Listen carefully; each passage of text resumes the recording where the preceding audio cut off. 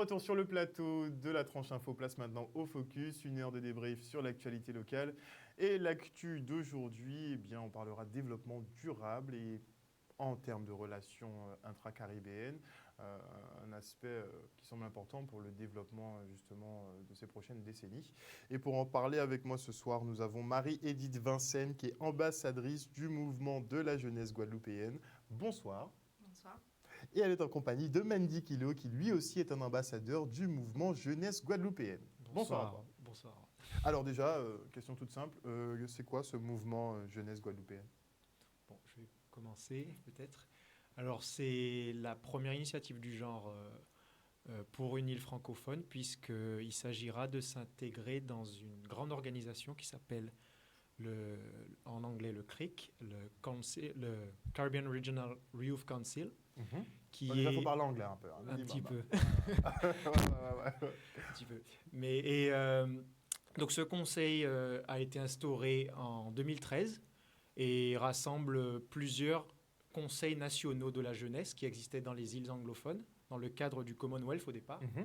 Et maintenant, ce conseil est chapeauté par plusieurs institutions, dont la CARICOM, et est supporté par plein d'autres institutions financières, techniques, l'ONU, puisqu'il s'agit aussi de promouvoir les thématiques de l'ONU dans la Caraïbe. Voilà. Donc, on essaye de s'intégrer dans ce type de mouvement, puisque la Guadeloupe va participer demain à la journée caribéenne de la jeunesse. Donc, nous sommes là pour tenter de nous rendre visibles vis-à-vis de nos voisins. Donc, si on doit tenter de se rendre visible, c'est qu'on ne l'est pas pour l'instant. Pour l'instant, on n'est pas, puisqu'il n'y a pas de conseil guadeloupéen de la jeunesse. Donc, c'est la première fois qu'on va participer à cette initiative. Et pourquoi ça a fait défaut toutes ces années? Parce qu'il s'agissait d'une initiative qui appartenait au Commonwealth, comme je l'ai dit, qui est un rassemblement des anciennes colonies anglophones, anglaises. Donc, nous, on n'était pas compris. Donc, on n'était pas concernés. Mais les efforts consentis par la Guadeloupe pour se rapprocher de nos voisins fondent ce type d'initiatives qui peuvent... Il y a vraiment un effort qui vient de nous pour se rapprocher de nos voisins caribéens? En tout cas, les résultats semblent le montrer, puisque la Guadeloupe a intégré plusieurs organisations internationales. Donc, je dirais que, en tout cas, c'est mieux qu'avant, puisque avant rien n'existait du tout. Donc, aujourd'hui, on essaie de lancer des mouvements par la société civile, puisqu'il s'agissait avant tout d'organisations politiques, mais là, ce sont des jeunes, des habitants des îles qui lancent des mouvements. D'accord. C'est pas dans le cadre d'élections à venir. Vous préparez pas un petit parti Non, absolument un petit parti écolo, développement durable, on ne sait pas. C'est pas l'idée de la maison, non. Ok, très bien. Donc vous, c'est vraiment...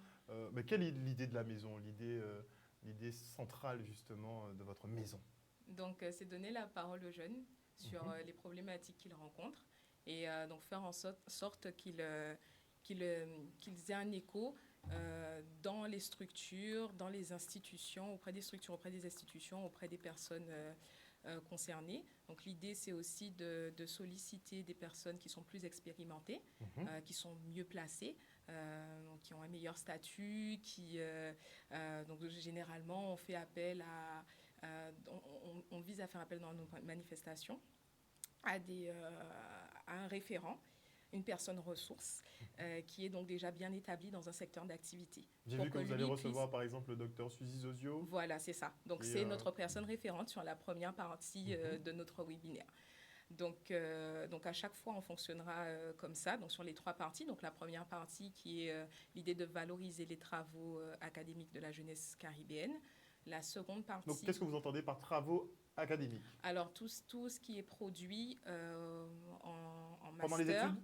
En master et en thèse, en doctorat. D'accord. Donc les thèses et les mémoires, et ça, essentiellement. Ce sont des idées qui finissent à la poubelle en général? En général. Très souvent, malheureusement, ce sont des idées qui sont inexploitées. Il y a beaucoup de... Donc, c'est déjà un travail de recherche, mais c'est surtout des recommandations, des résultats qui sont intéressants et des démarches qui peuvent être répliquées et qui ne le sont pas, malheureusement. Donc, l'idée, c'est de mettre le doigt dessus et de trouver des solutions, en fait, à ce problème de valorisation. Donc, Suzy Zozio, qui est donc une des personnes ressources, qui a réussi, qui a créé donc un magazine, qui a créé des compléments, voilà, Chrysalide, qui a créé des compléments alimentaires, qui a su valoriser, donc dès qu'il y a un plateau télé qui est là, donc comment on peut se rendre indispensable, un peu comme Suzy Zozio, c'est un peu l'idée. J'aime bien le concept. Oui. C'est vrai que Suzy effectue un travail extraordinaire de revalorisation justement de tout ce qu'on possède ici en Guadeloupe. Ça, il faut le saluer. Mais il y en a très peu, des comme elle au final. Des voix justement qui sont audibles et qui résonnent un peu dans la tête de tout le monde. En général, on prend les idées des jeunes, on fait appel à eux pendant les périodes électorales, quand on a besoin de vote, mais sinon, la plupart du temps, ça ne sert à rien. Donc, qu'est-ce qui vous garantit finalement que les idées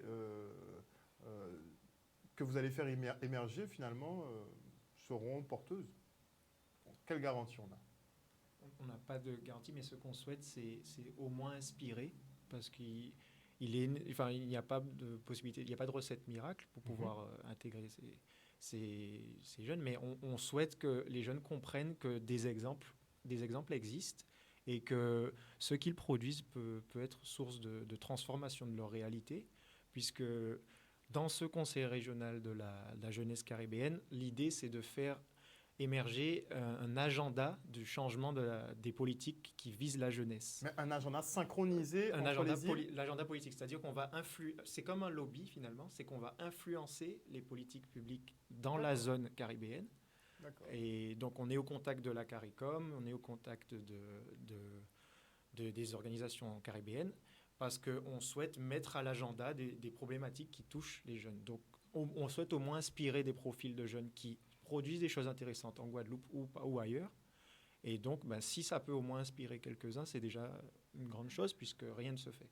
D'accord. Donc, je pense que la démarche est une forme de garantie, puisque la démarche, c'est de donner la parole aux jeunes et de faire en sorte que les jeunes formulent ces problématiques, mettent des mots sur leurs problèmes et apportent des solutions. Et ensuite, que les jeunes ouvrent les portes eux-mêmes et puissent être invités à la table quand ils sont concernés, c'est-à-dire presque tout le temps. Ils sont invités, oui, bon, ils sont invités, mais bon, est-ce qu'ils ont une place d'honneur à la table? Non. Ça, ils sont même pas invités. D'accord.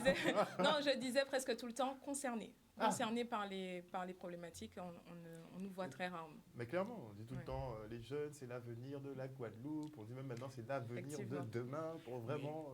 Mais pourtant, dans les faits.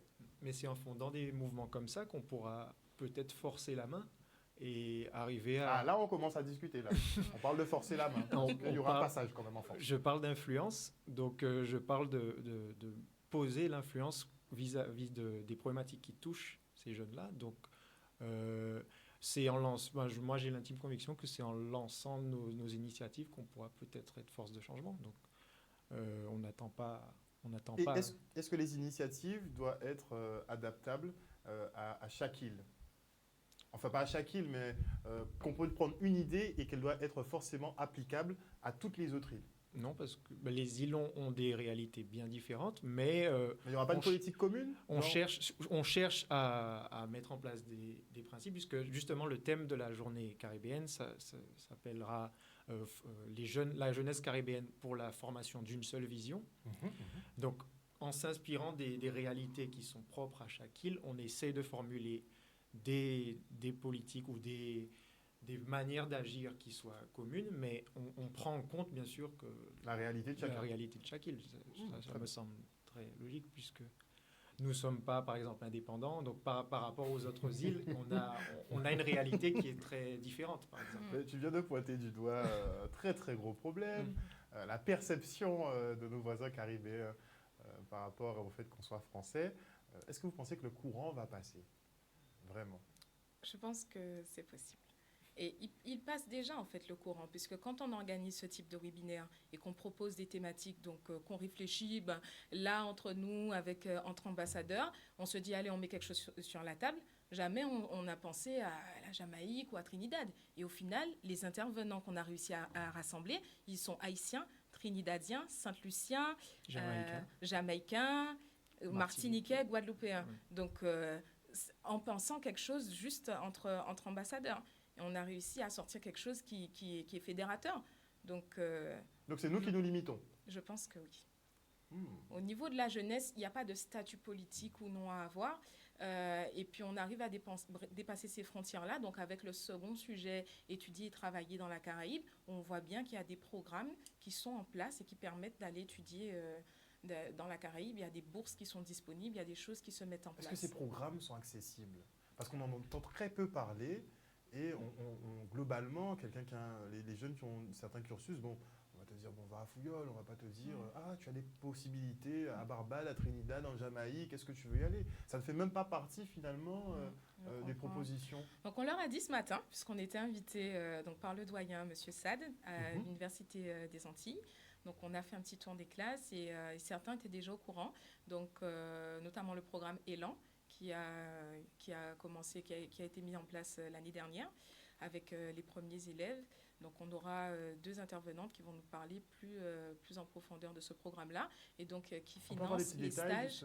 Alors, le programme Élan finance les stages et la mobilité étudiante, donc des années à l'extérieur dans la Caraïbe. Donc, autant chez les francophones qui veulent aller sur une île anglophone, hispanophone et le contraire. Donc, c'est deux programmes différents, mais qui font partie donc, du programme Élan. Donc finance aussi les stages. Voilà, donc un boursier, moi, j'ai fait partie du programme France-Caraïbes de Sciences Po Bordeaux. Donc, j'ai étudié à Sciences Po Bordeaux majoritairement avec 2 années de mobilité. On peut déjà arriver à Sciences Po. Hein. Oui, il faut passer le concours, il faut y arriver. Et donc j'ai effectué une année en Martinique et une année en Jamaïque à l'Université de West Indies, campus de Mona. Et en fait, moi, on m'a tout de suite recalé en me disant, le CROUS m'a recalé en me disant, on ne va pas vous suivre parce que c'est hors de l'Union européenne.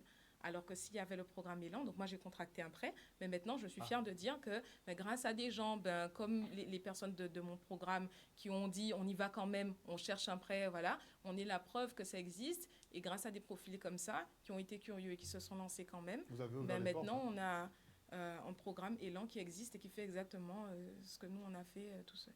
D'accord, d'accord. Donc on progresse. On progresse. Très lentement, mais ça va. Lentement, mais sûrement. Donc vous allez accélérer un petit peu le mouvement.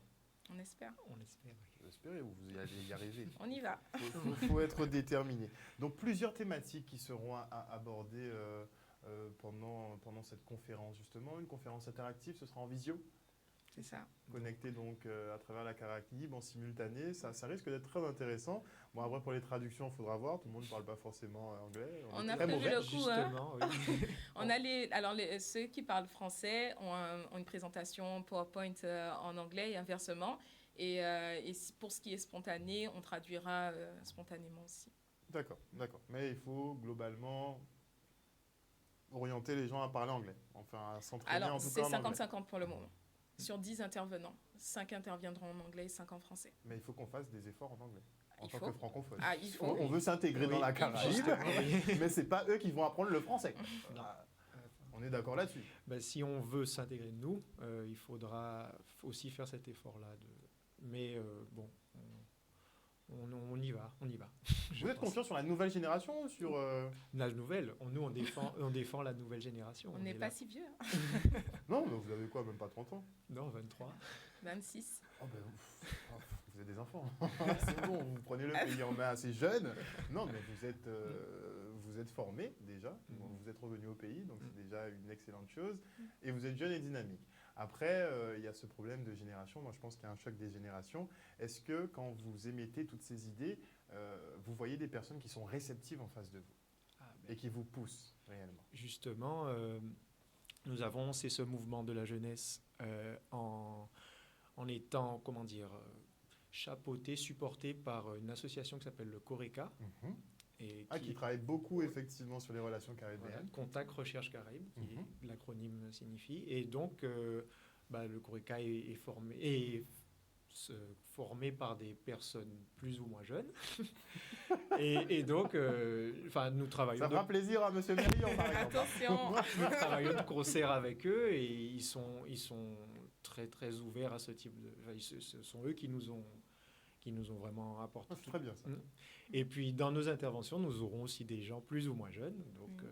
Donc, je pense que non, il n'y a pas de choc de génération dans notre cas. Enfin, on n'espère pas déclencher de conflit de génération. Mais ce qu'on souhaite, c'est que la jeunesse puisse prendre l'espace, donc qui lui Prendre revient de droit. l'espace, donc prendre l'espace, le prendre de force, puisqu'on dit que le pouvoir ne se donne pas, il se prend. Je ne parle pas de pouvoir, je dis de Ah, s'installer, l'espace, de devenir visible, finalement. S'installer, mais pour décider. La Oui, bien finalité, ça va être de décider au final de Bien compte. sûr. Bien sûr, mais il ne s'agit pas de faire un putsch. Il s'agit de... Est-ce que vous aurez le choix? C'est ça la grande Je suis interrogation. pas- Est-ce que votre génération a le choix? Est-ce que vous avez le temps? Je pense qu'il y a une certaine urgence, que si vous engagez si jeune, c'est que vous sentez qu'il y a une urgence ou pas? Alors, l'engagement ne se fait pas forcément uniquement à travers le mouvement. Le but, c'est de changer les comportements et sur le long terme. Donc, fais partie du mouvement Jeunesse caribéenne, mais je suis aussi quelqu'un. Je suis une employée, je travaille, je suis peut-être une mère de famille, voilà, donc l'idée, c'est de donner, de transformer les choses, en fait, sans pour autant dire on va créer un parti politique. Et voilà, l'idée, c'est pas ça. L'idée, c'est vraiment de dire, moi, qu'est-ce que je peux faire pour faire résonner les valeurs, les principes de ce mouvement pour la jeunesse guadeloupéenne à mon travail. C'est déjà des choses que je mets en place. Tous mes collègues ont partagé. Voilà, j'aurais dit, mais oui, mais là, on pourrait inviter telle personne, donner le marché à telle personne, parce que c'est une jeune. Voilà, l'idée, c'est un peu ça. C'est faire confiance à la jeunesse, puisque même moi, quand je suis arrivée, je ne suis pas la plus jeune de l'équipe. Ah si, quand même. Si, parce que le reste, c'est des stagiaires. Voilà, je suis la plus jeune. Donc, du coup... Et après, la plus jeune après toi, ou le plus jeune avant toi, du moins? Quel écart? 50? 10 ans. 10 ans? Ok. 10 ans, ça va encore. Ok. Non, on va dire que je m'attarde beaucoup sur les conflits de génération, mais c'est juste pour faire comprendre à certaines personnes qu'il est temps peut-être de passer le flambeau. Parce qu'on a quand même une jeunesse qui est extrêmement compétente et je pense qu'on vous met aux rênes et la Guadeloupe est transformée en quelques mois, voire quelques années. Bon, après, j'espère que vous ne me donnerez pas tort, en tout cas. Alors, il y a une des conférences qui a une thématique qui me paraît très intéressante, c'est la créativité et audace pour plus de leadership. Le leadership sera pour qui? Justement, on parle de qui va décider. Donc, qui prendra ce leadership? Vous? Donc, c'est plus de leadership pour la jeunesse. Donc, pourquoi créativité et audace? Puisque les deux, alors l'un ne va pas sans l'autre. Donc, on trouve souvent des jeunes qui nous disent, mais moi, je suis plein d'idées, j'ai eu telle idée en telle année, voilà. Et bien, il manquait d'audace. Et donc, ça n'a rien donné. Donc, l'idée, c'est d'associer les deux pour avoir plus de leadership et aller chercher à développer ces idées-là. Donc, en fait, on a associé l'idée de leadership avec un problème, un constat qu'on a fait dans nos sociétés, c'est la précarité de l'emploi de la jeunesse. Donc on voit fleurir toutes sortes de contrats, toutes sortes de formes de volontariat. Ou pas de contrat du tout. Ou pas de contrat. Donc c'est souvent des contrats donc précaires. Pourquoi? Parce que mal payés, mais aussi parce que très courts, de courte durée. Donc l'idée, c'est vraiment de regarder en fait ce qui se fait et quelles réponses sont déjà apportées. Donc il y a des jeunes qui ont décidé d'être entrepreneurs à temps partiel, donc qui ont leur petit business à côté, qui peuvent... là on reçoit Aura Charles qui vient de Sainte-Lucie, qui a eu un master en marketing et gestion de projet, qui a un poste de gestionnaire de projet dans une mutuelle en Jamaïque et qui ne gagne que $1000 par mois. Donc, elle s'est dit, il faut que je fasse quelque chose parce que ce n'est pas possible. Donc, c'est ma première année. Ils ne veulent pas me payer parce que je manque d'expérience, mais je ne suis pas bonne qu'en marketing. J'adore les accessoires et donc, je vais créer Belle Femme Collection. Donc, elle a créé Belle Femme Collection avec un petit clin d'œil à ses voisins francophones. Donc, voilà, c'est un peu l'idée. C'est vraiment comment entreprendre à temps partiel ou à temps plein, comment montrer cette créativité et faire preuve d'audace. D'accord. Le concept en lui-même est pas mal, mais ça résonne un peu dans ma tête comme pas le RSI, hein, mais bon, ils dépendent du RSI finalement, ce sont les indépendants, les micro-entrepreneurs. Voilà. Oui. On C'est commence ça. à les oublier, ceux-là, Oui, mais ils ont existé. Ce sont les micro-entrepreneurs. ils existent encore. Oui, ils existent encore, mais le RSI les a tellement malmenés pour la plupart que ça a été remis en question. C'est vrai que je n'ai pas suivi l'actu dessus, mais ça a été beaucoup remis en question. Enfin, le statut, en tout cas, beaucoup de gens hésitent à le prendre. Donc, est-ce qu'on ne va pas retomber finalement dans une forme... on va essayer de compléter nos salaires. Mettez cette question-là de côté. Moi, je reviens sur l'aspect caribéen. Ça m'intéresse plus. Les anglophones ont l'habitude de jobber. Oui. Finalement. Oui. Nous, non. C'est vrai. Donc, pour eux, c'est normal. On va même à Saint-Martin. Pour eux, c'est normal d'avoir leur travail C'est et ça. de jobber à part. Ils ne C'est voient ça. aucune objection à ça. Nous, on a notre travail, on veut se suffire de notre travail. Donc, C'est comment évoluer la mentalité guadeloupéenne pour qu'elle aille vers l'entrepreneuriat coûte que coûte? En montrant que ça marche, en faisant venir des exemples de la Caraïbe, en leur montrant qu'ils peuvent le faire aussi. On a des exemples aussi dans ce dernier volet de la Guadeloupe. On a Sébastien Célestine, qui est donc directeur Olmol. de Olmol Technologies et aussi directeur Une de des la fiertés de Guadeloupe. Hein, en ce moment. Caribbean Culture House, donc ancienne librairie générale, et qui est l'une des fiertés de la Guadeloupe et qu'on a l'honneur de recevoir. Donc c'est pour montrer que ça fonctionne. On aura aussi Juliette Sainton qui a su créer son institut de langue il y a quelques années en partant de rien. Donc voilà, c'est des exemples qu'on a trouvés et qu'on essaie de mettre en valeur. Mais je pense que le hustle commence à être J'aime bien une quand elle sort des mots en politique. anglais. Non, le hustle, c'est vraiment un état d'esprit, un mindset qu'on devrait intégrer. Je pense qu'il faut qu'on l'intègre, mais c'est vrai que bon, notre côté européen, ça va pas beaucoup avec. Je crois pas. Oui. On voit le job Peut-être comme plus quelque chose français qu'européen. Ouais. Parce que les Allemands sont de très bons c'est vrai. entrepreneurs. C'est vraiment français, puisqu'on voit ça comme dégradant, limite. Ouais. Travailler dans un bureau la journée et aller vendre des pistaches le soir, Ouais. non, c'est vraiment ça Exactement. dégradant. Mais les anglophones, pour eux, money is money. Il n'y a, C'est ça. il y a pas de mauvais argent. Ils Il y a vont aussi le une chercher là où éducation aussi à l'entrepreneuriat, puisque quand il y a beaucoup moins, donc ce sont des îles qui sont indépendantes, ce sont des îles qui sont des pays en développement ou des pays moins avancés. Donc du coup, il faut faire soi-même. Moins Il n'y a pas avancé, le moi public. je suis dubitatif. Alors c'est la là-dessus. catégorie onusienne, Ouais, on va ouais, dire, ouais. mais qu'on va Oui, laisser de côté. l'employé, oui. Donc ce qui est important de mettre en valeur là, c'est que ces personnes-là vont éduquer leurs enfants différemment. Donc quand nous, un Français dira, c'est le cas de nos parents, où est-ce que tu veux travailler, mais où est-ce que tu pourras travailler avec ça, pour qui est-ce que tu pourras travailler, mais eux, ils n'ont pas ce type de questions. Là où en Guadeloupe, on regarde un secteur qui me passionne, par exemple l'agriculture, qui est essentiellement régi par des administrations publiques, alors qu'on traverse la mer, on part en Dominique et on voit que c'est totalement différent. Donc c'est aussi ça, c'est aussi le modèle, qu'est-ce qu'on nous donne à voir et qu'est-ce qu'on nous apprend. Voilà, donc on fait voir du coup qu'il y a d'autres manières de travailler et de réfléchir, de conceptualiser la façon dont on pense la société. Donc ça fait partie du travail d'inspiration justement, c'est que on n'est pas dépendant de ce qui existe déjà, mais on peut aussi travailler à prendre ailleurs et à installer d'autres choses. Moi je suis pour. Moi je suis totalement pour. On C'est doit bien, intégrer. On a un adhérent. Oui, moi j'adhère aux projets qui seront porteurs pour la Guadeloupe, surtout s'ils sont développés par des jeunes. Je vous avouerai que, bon, c'est pas que je suis fâché avec l'ancienne génération, mais ils sont obsolètes et ils sont pas encore au courant en fait. Donc il faudra qu'ils s'en rendent compte à un moment donné. Et on n'a pas trop de temps à perdre, n'est-ce pas? Donc j'espère vraiment que le flambeau sera transmis rapidement. Moi j'aime insister sur ça parce que on perd du temps. Je vous le dis. Et ça peut être très regrettable par rapport à nos voisins caribéens.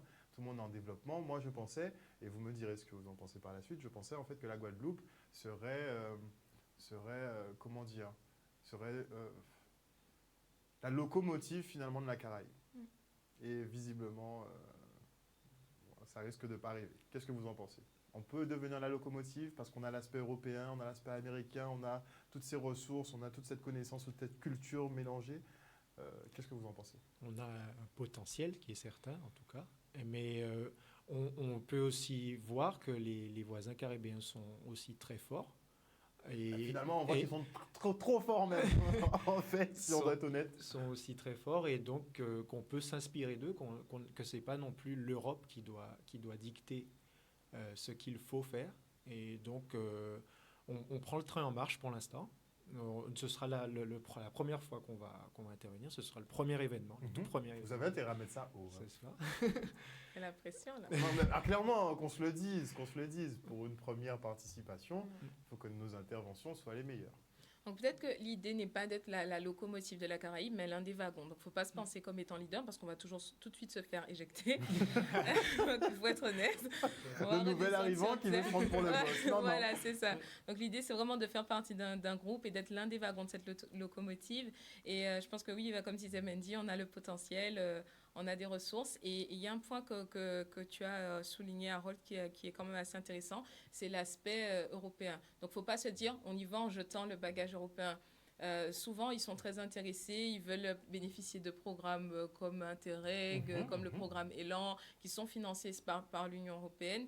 Et donc, on est un peu, la clé vers ça aussi. On voit beaucoup de partenariats, en fait, entre les îles francophones et les îles anglophones et hispanophones de la Caraïbe autour de projets européens. Donc, ne pas jeter l'Europe derrière nous et dire on y va sans, ça peut être un atout, mais ce n'est pas le seul. Donc, faut y aller aussi pour nous en tant que Guadeloupéens, avec notre culture, avec nos bagages, avec nos jeunes. Donc, apporter une plus-value locale, parce que si on y va avec des Européens, il n'y a pas de plus-value à rajouter la Guadeloupe, c'est sûr et certain. Mais voilà, pas non plus jeter ce bagage européen qui fait un petit peu notre identité aussi. Ah, ça fait notre identité et ça fait notre richesse. On ne doit pas rejeter ce qu'on est au final. On fonctionne comme des Européens et toute la Caraïbe le voit. On ne va pas arriver et dire « Ah non, on n'est pas comme eux ». Non, ça, c'est pas possible. J'ai pu, dans mes expériences dans la Caraïbe, être taxée d'européenne, parce que je me suis rendu compte en étant confrontée que j'avais une façon de penser quand je voyais les gens, mais pourquoi il n'y a pas de sécurité sociale, mais pourquoi? Et on m'a dit, mais non, mais toi tu vis sur quelle planète? Alors que c'était cette impression-là qu'eux me faisaient. Donc, c'est intéressant de voir comment on est perçu. Parce que bon, on n'a pas conscience en fait du tout. Alors, on va revenir sur le détail avant de se quitter. On aimerait avoir le détail justement du programme de demain. Donc, il y aura plusieurs conférences qui seront organisées, 3 thématiques. Tout va commencer à 16h30, a priori. Est-ce qu'on peut avoir les détails techniques? Alors, du coup, ce n'est pas plusieurs conférences, mais c'est une conférence mais sur 3 thématiques. Voilà, c'est ça. Donc, on sera en Zoom avec tous les intervenants et les spectateurs pourront suivre la conférence sur le Facebook Live du Coreca, puisque le Coreca nous prête ses infrastructures, enfin son infrastructure. D'accord, très bien. Donc, les questions pourront être posées là-bas aussi. Donc, on rappelle les 3 thèmes peut-être. Oui. Alors, le premier thème concernera la valorisation des travaux académiques des jeunes dans la Caraïbe. Donc, comme on en a parlé, je ne vais pas revenir là-dessus, mais on aura 3 intervenants à ce moment-là. Ensuite, le second thème concernera la mobilité dans la Caraïbe, donc étudier et travailler dans la Caraïbe. Donc, elle nous a parlé du programme Élan, justement, qui est accessible en ce moment. Oui. Et le troisième thème concernera la créativité et comment faire face à l'emploi précaire, donc l'entrepreneuriat et des manières de faire. Donc, on espère qu'on arrivera à motiver beaucoup de gens parce qu'on a des invités de qualité. Et donc, je pense que l'information qu'on va délivrer demain peut être déterminante pour beaucoup. Donc, on invite tout le monde à participer de 16h30 à 18h. La page Facebook, c'est Coreca officiel, C-O-R-E-C-A, officiel. Donc, on vous attend nombreux, jeunes comme vieux. Moins jeunes. J'aime bien, en tout cas, vieux. Plus expérimentés. Ouais, voilà. Nos bibliothèques vivantes. 16h30 à 18h, c'est ça? Oui. C'est ça. Ça va être un petit peu juste. Pourquoi? On ira jusqu'à 19h, mais on ne veut pas le dire. Ah, d'accord. Ok, d'accord, pas de problème. En tout cas, merci beaucoup. Et pour le lien, justement, Zoom? Non, on est. Pas Zoom. c'est- Alors, on est Ce sur sera en Zoom. Facebook Live, je crois. C'est Oui. Facebook Live D'accord. sur la page Coreca officielle. Donc nous, on sera sur Zoom, mais juste parce qu'on attend beaucoup Pour de les personnes. conférenciers. Voilà. Ce sera pour les conférenciers. Ok, Pour super. éviter les interventions Voilà. Ok. parasites. Les mets-toi sur muet. Voilà. C'est vrai que ça va être un petit peu compliqué, Mm. mais c'est le débat qui compte. Hein. Dans tous les Ça. cas, c'est le débat qui compte. Donc le rendez-vous est donné. Ça commencera donc à 16h30 demain sur le Facebook Live du Coreca. N'hésitez pas à suivre ces échanges. 3 thématiques justement sur des travaux à réaliser dans la Caraïbe, de concert ou pas de concert en tout cas. Et si vous voulez venir piocher 2-3 idées aussi, ceux qui sont à court de créativité, n'est-ce pas? Eh bien, n'hésitez pas à vous rendre dessus. Bon, on les invite aussi. On sait qu'ils vont passer faire leurs courses. Donc, venez, n'hésitez pas. Merci en tout cas à vous deux d'être venus sur ce plateau ce soir. Merci pour les démarches que vous entreprenez pour la Guadeloupe et pour ceux qui vous suivent. Franchement, vous ouvrez des portes et c'est une très bonne chose. On se retrouve prochainement. Je vous réinviterai sur des thématiques un peu plus brûlantes parce que je pense que vous avez un avis à donner sur ce qui se passe en Guadeloupe. Effectivement. Merci encore. Le rendez-vous est donné demain à 16h30 sur le Facebook Live du Coreca. Et moi, je vous donne rendez-vous demain à 18h30 pour une prochaine tranche info. En attendant, des bisous. Une bonne soirée à vous tous.